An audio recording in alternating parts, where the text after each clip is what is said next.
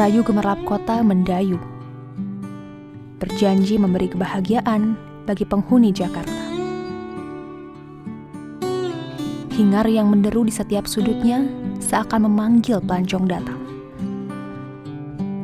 Harapan tidur nyenyak dengan mimpi indah jadi pengharap si pengadu nasib.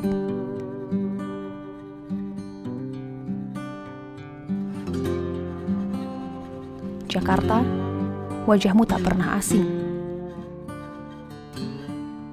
Bukit beratap yang gagah meledek, jalan menjulang mengarah ke tingkat strata.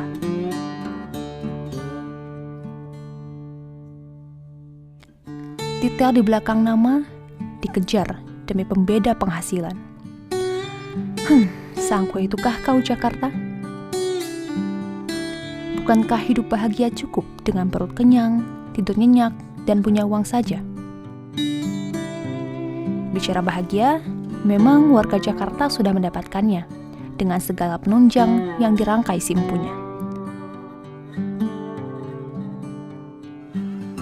Jangan-jangan segala pembangunan dilakukan hanya demi tampak cantik untuk dipajang di etalase kota saja.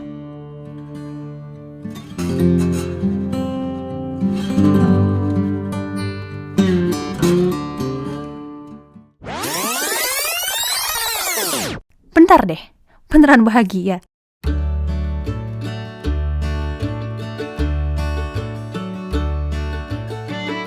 Maklum kan, indeks kebahagiaan warga Jakarta terus menurun sejak dipimpin Anies Baswedan. 2017 silam, ukuran ini ada di angka 71,33%.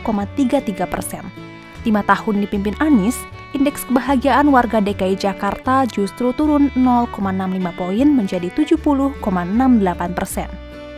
Merosot, sot. Malahan DKI Jakarta ada di peringkat 27 dari 34 provinsi dalam indeks kebahagiaan ini. Maluku dan Kalimantan Utara justru ada di pucuk kebahagiaan. Ada beberapa kategori sih dalam mengukur indeks kebahagiaan ini, mulai dari jenis kelamin, usia, sampai penghasilan bulanan.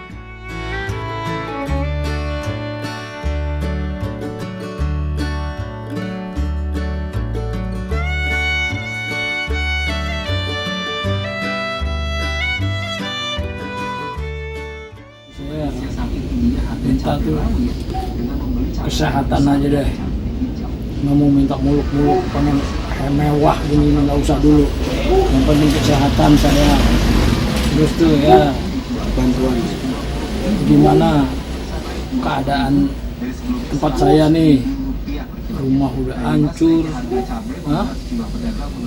air nggak ada. Itulah keluhan saya dari pemerintah, mana ada membantu. Nggak ada siapa yang membantu ini rakyat. Pemerintah berganti-ganti, orang itu juga berganti-ganti. Selama ini nggak ada tuh Pak bantuan? Nggak, itu Pak, ada sembako doang nih bantu ada sembako kan seluruhnya ya ada, itu aja.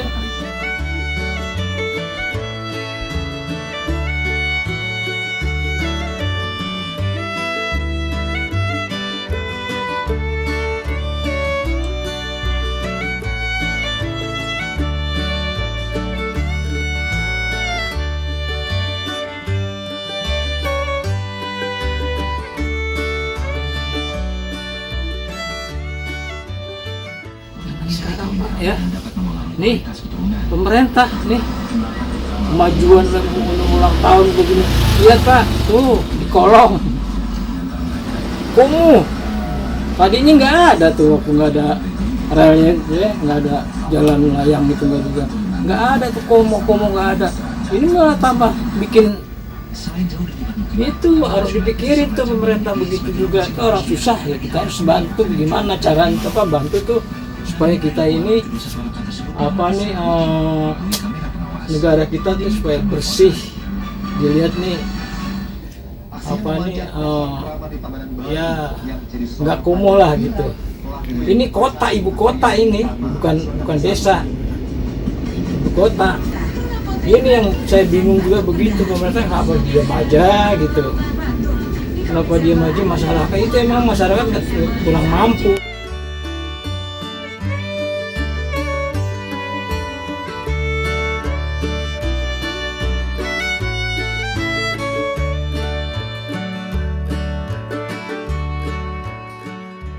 Ya, hidup di Jakarta ada suka dukanya mungkin. Kalau misalnya bahan-bahan lagi pada naik begini kan otomatis kan mempengaruhi juga penjualannya.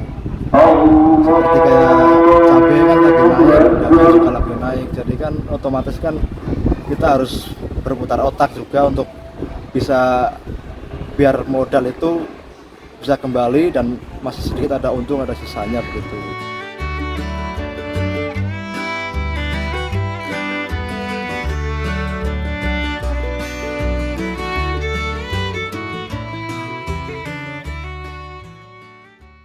Kalau andai Bang Roy jadi gubernur, Saya akan berusaha memperhatikan para pedagang kaki lima dan juga akan memberikan tempat yang layak untuk para pedagang kaki lima di tempatnya, bukan di istilahnya bukan di trotoar atau di jalanan, karena trotoar itu tempatnya orang berjalan untuk berjalan kaki.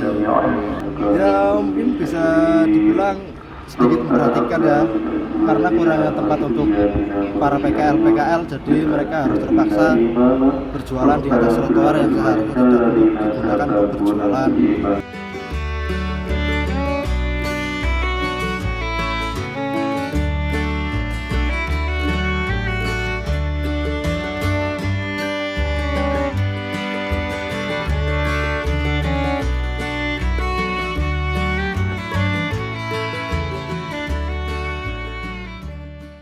Kalau dari sisi pembangunannya mungkin bisa tinggi. Kenapa saya katakan demikian? Karena APBD DKI juga yang paling tinggi di tingkat nasional. Nah, tinggal persoalannya adalah seberapa besar terjadi pemerataan dari pelaksanaan APBD DKI itu sendiri. Nah, pemerataannya itu yang perlu dipertanyakan. Itu satu. Ya, kedua, sebelum pemerataan adalah penyerapannya. Nah, berapa persennya? Gitu. Nah, itu harus dilihat. Kalau IPM-nya tinggi, tapi kalau penyerapannya kan rata-rata kan masih di bawah 60%. Ya, yang kedua adalah juga pemerataannya seberapa baik gitu loh, bisa dinikmati seluruh lapisan masyarakat. Ini soal. Jadi menurut saya IPM-nya mungkin tinggi. Tapi saya nggak tahu dia pakai indikator apa. Mungkin indikatornya adalah pembangunannya. Ya, tapi pemerataannya bagaimana? Itu yang perlu kita lihat lagi tentang IPM di DKI Jakarta. Nah, salah satu sisi adalah misalnya peningkatan pelayanan publik, ya, pembangunan manusia. Pelayanan publik yang sudah dibangun oleh gubernur sebelumnya jauh lebih baik. Misalnya saja pelayanan publik di kelurahan. Dulu Sabtu Minggu ada pelayanan. Bahkan ada pelayanan sampai malam pada waktu tertentu. Jadi kelurahan itu buka, siap gitu ya. Sekarang ini udah nggak ada lagi pelayanan Sabtu Minggu atau pelayanan malam hari.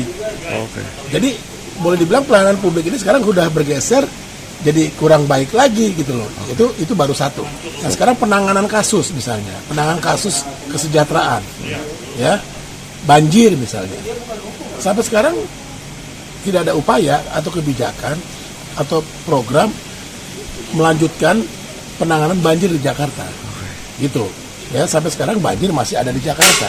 Masih terjadi di Jakarta. Ini juga menunjukkan betapa masih rendahnya jaminan kesehatan dan kesejahteraan hidup warga Jakarta. Itu. Ya, jadi terus juga masalah perumahan. Anies pernah menjanjikan bahwa dia akan membuat rumah DP 0 rupiah. 0%. Nah, sekarang kita lihat apakah sudah ada? Ternyata belum. Sampai sekarang program itu belum terwujud gitu loh. Dan memang nggak mungkin terwujud pada masa dia. Gitu. Faktornya memang dia nggak concern. 5 tahun Anies Baswedan itu tidak buat apa-apa untuk kesejahteraan dan kebahagiaan warga Jakarta. Ya, kalau dibilang maju kota bahagia warganya itu nggak benar. Yang ada adalah hancur kotanya, bahagia gubernurnya. Ya, kalau bahagia tetap aja susah. Tadi saya bilang banjir terus, macet terus, pendidikan juga nggak bisa diakses untuk keluarga miskin.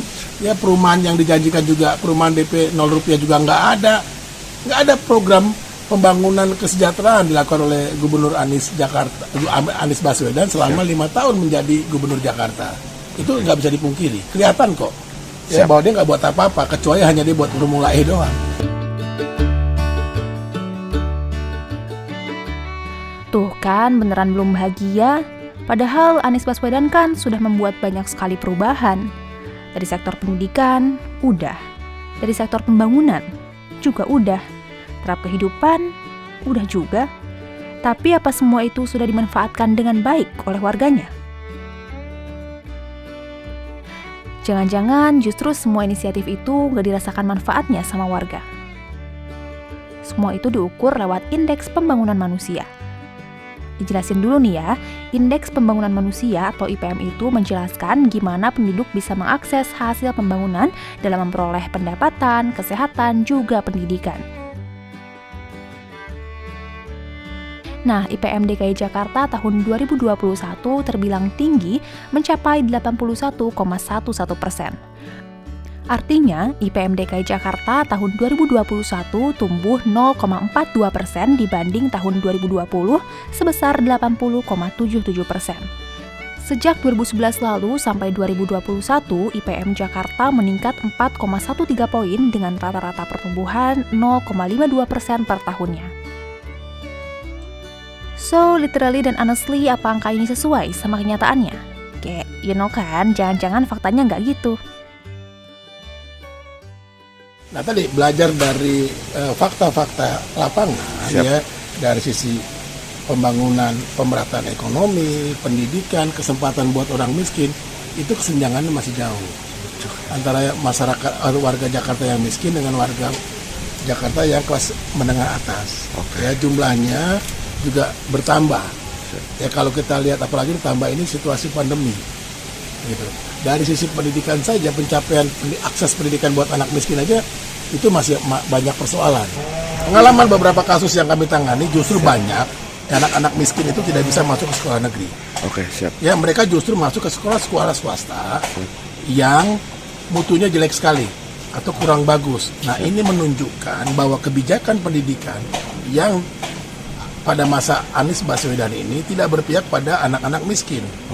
Ya, kenapa? Karena kebijakannya justru mempersulit anak-anak miskin bisa mendapatkan pendidikan yang baik di sekolah-sekolah negeri. Mereka justru terpuruk masuk ke sekolah swasta yang mutunya tidak baik, ya kurang baik, dan biayanya mahal. Harusnya kebijakan pendidikannya dibuat adalah bagaimana anak-anak miskin ini bisa mudah mengakses pendidikan bagus di sekolah negeri. Berarti masih ditemukan beberapa kasus ya, Bang? Masih banyak kasus. Oh, masih banyak kasus ya, anak-anak miskin yang tidak bisa mengakses atau mendapatkan masuk atau meraih pendidikan di sekolah-sekolah negeri yang mutunya juga sudah lebih baik. Yang nggak bahagia ada tadi ya, nggak ada pembangunan untuk masyarakat Jakarta itu sendiri pada masa Anies. Coba apa yang dia lakukan? Tadi saya udah bilang pendidikan seperti itu. Perumahan juga nggak ada ya, DP 0 rupiah yang dia janjikan, pertambahan lapangan pekerja juga nggak jalan ya, UMKM juga nggak jalan. Ya, terus masalah keamanan di Jakarta ya, masalah banjir, kemacetan, itu yang menunjukkan bahwa memang hidup di Jakarta ini sulit bahagia karena kebijakannya tidak pro pada pembangunan kebahagiaan buat warga Jakarta.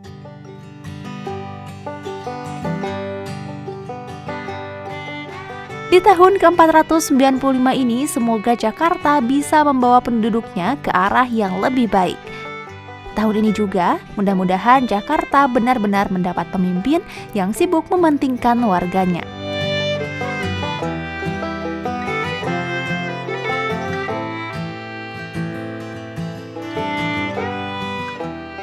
Apa-apa soal Jakarta selalu jadi tontonan mata Indonesia, bukan?